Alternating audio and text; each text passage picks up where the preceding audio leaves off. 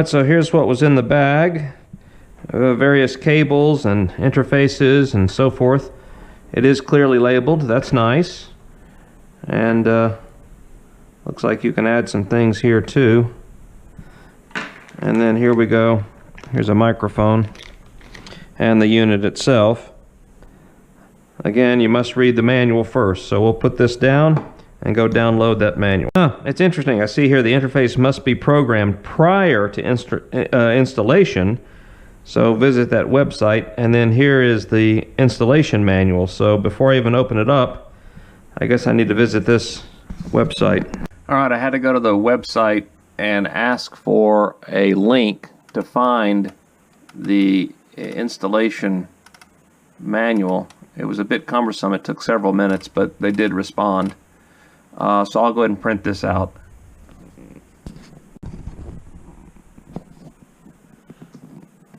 So I was able to use a little tiny USB connector here. I had one in my drawer here, so that was helpful. Otherwise I would have had to buy it. It would have been nice if they had included that in the package. They did not. Anyway, I went to their online device programming, and frankly the screen looks different than what this is, but it appears to have downloaded correctly. It's hard to see, but that's a mirror, and it looks like a plastic locking pin there, so I'm going to try to get that out too. So while I'm underneath here, I'm going to go ahead and reach up in here and grab this side kick panel and see if I can bend it back and see if there's any stuff down in here too. Alright, it's hard to see, but underneath here there's some little plastic little caps here, I think hide a little screw. So we're going to try to get those out. There's one. Let me see what's up in here. I don't know what that is. I can't see it. Oh!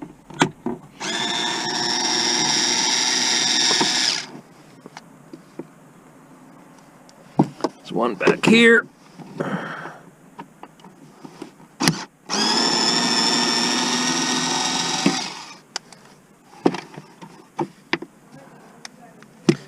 Over here.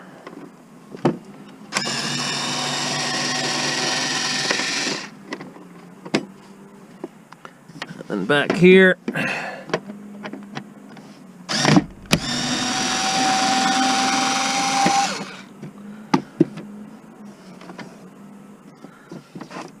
Alright, so that slides out nicely. There we go, that was easy.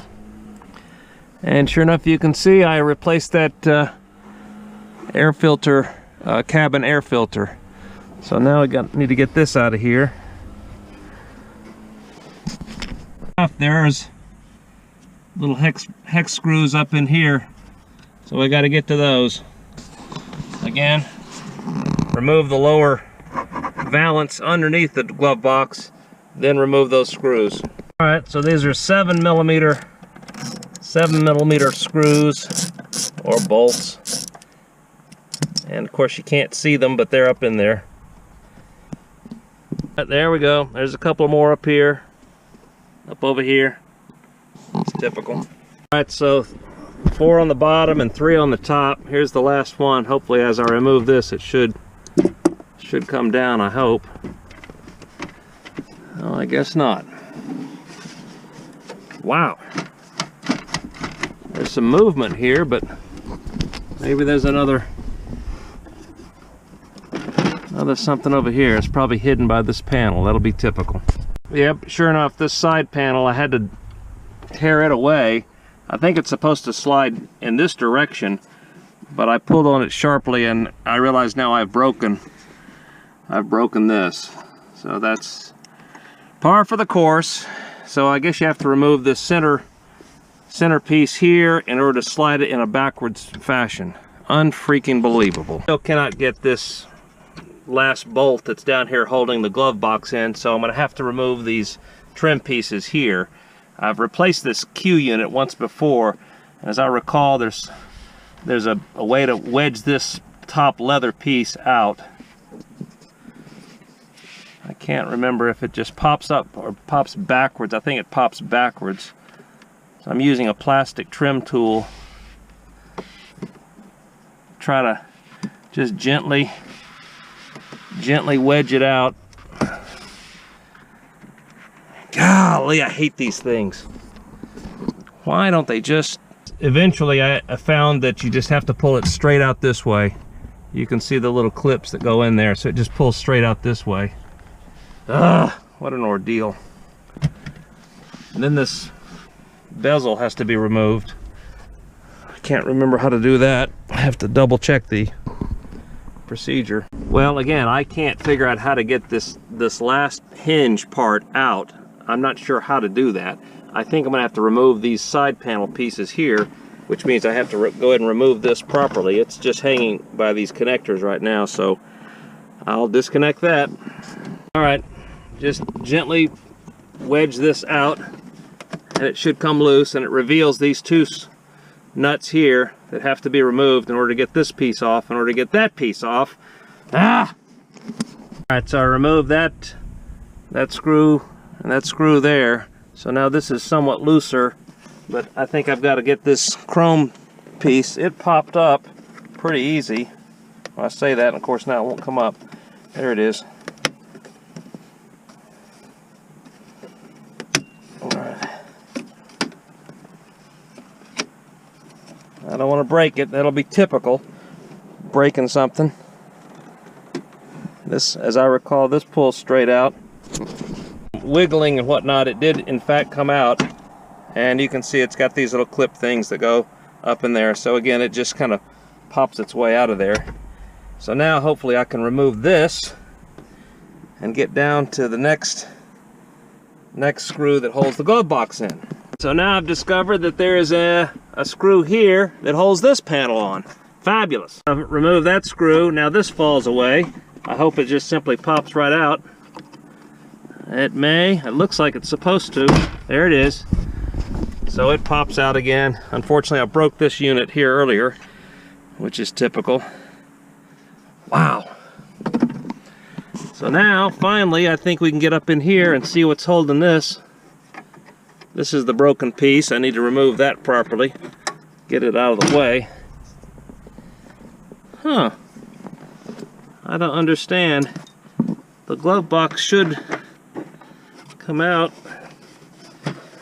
My guess is there's something else holding it up underneath here. Again, that's typical. It's a little bit of movement.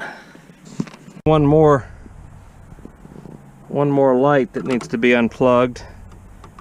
Again, they use a different, oh, I see, it's a switch mechanism.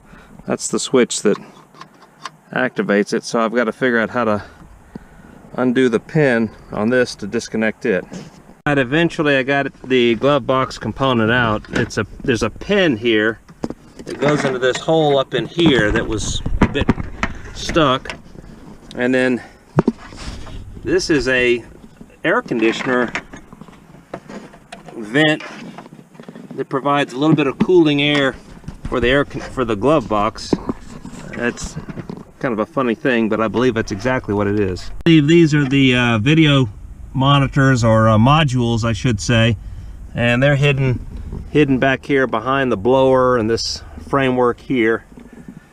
That's the next challenge. However, none of these connectors are what you need to undo. The connectors are back behind here, so it looks like I'll need to remove these two bolts to somehow get this module out of here. Again, insanely complex, unnecessarily complex. Looks like there's two little clips here that you can use your finger pressure to undo that, and hopefully this will slide in such a way that I can remove this module. In here there's another little plastic clip, and now the module appears loose. I just have to fish it out of here.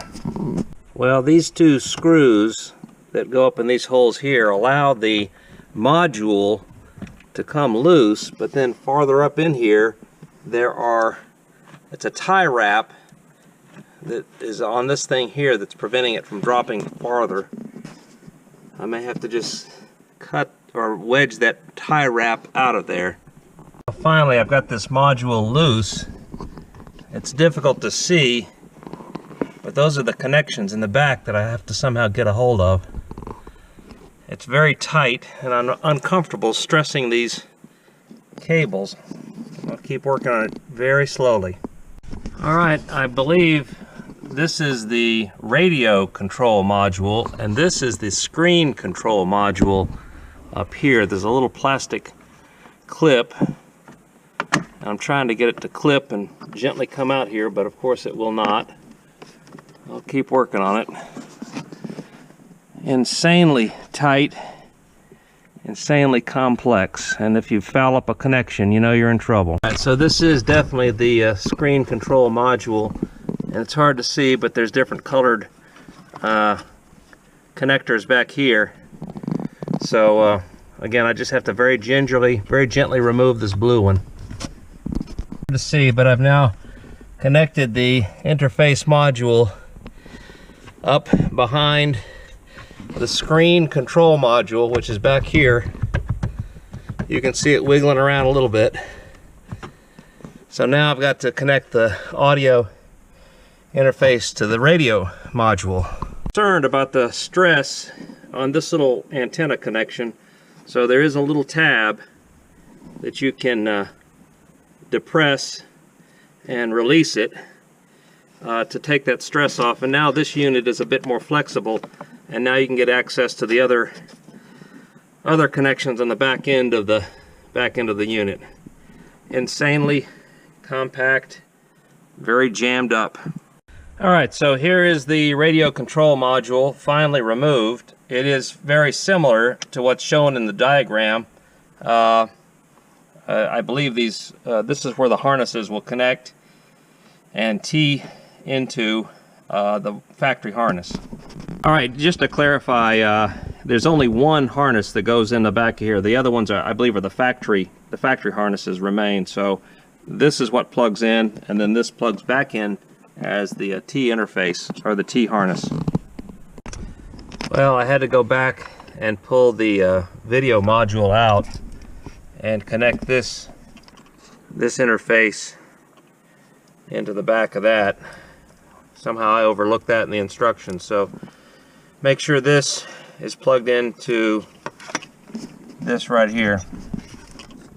Alright, it does not mention in the owner's instructions or whatever, but this little yellow wire needs to be connected to itself, and I'm not sure how that works, but that was the only thing left connecting, or not connected. I've removed the satellite radio box, and again, because these antenna wires are so tight, I did not want to stress them or put any stress on them, so I went ahead and removed them and disconnected them. Once the boxes go back up in their little slots up here, I'll reconnect those. The good news is the system is working now, and it's hard to see, but you can adjust the screen. I've got the adapter. Oh my goodness! The adapter is connected with the HDMI, which leads down to the NavTool box. Once you select something like your photographs, it will go to the correct landscape perspective. Maybe hard to see, but these are just different photos of stuff on my phone. Resolution is good, although not great. These photos were taken at night anyway, so anyway, that's that. So now the challenge is to put everything back together again. I'm out for a test drive. You can see that here's the phone, here's the map. It's clearly mirroring as I drive forward. It shows the motion on the map. Audio system is still working fine in the background. There we go. However, the touch screen itself does not respond back to the phone. It just goes back to the main screen. So if I hit exit, in other words, I have to touch this screen to manipulate that screen there. So I'm not sure if there's something I need to do different in terms of the programming, but so far it's working well. It's difficult to see. I'm putting the glove box back into place, so I've tried to route the unit and the extra wires into the glove box so that it's easier to access and update the software in the future. Alright, so now the glove box is just loosely bolted back into place, and so the box should work okay, and that way I can access this thing in the future. I may need to cut this out. I'm gonna have to cut this a little bit to provide some relief on these cables. They're a little snug. Alright, I've tried to mount the NavTool unit in the glove box. I'm gonna have to do some more cutting at the very back there to let these wires sit flat. So, as with everything, it has to be modified. Alrighty, I routed the HDMI cable into this little center pocket here. That was the least invasive. I tried to go through here with the hole, but unfortunately the gear mechanism for this door is right there, so that's not an option. I didn't want to mess with all this stuff up in here, so this may not be the most elegant solution, but it is practical. The little rubber cup can still go back in, and I'll probably adjust that a little bit more. So just remove the cup, and there you've got your HDMI cable, and it's routed up into the glove box where it should go. Alright, I've learned that there is, in order to get the CarPlay to work, you need to use the USB to iPhone connection, and that way you can get the CarPlay. Let's see if it goes back. Maybe it doesn't. Well, maybe that's where it's going.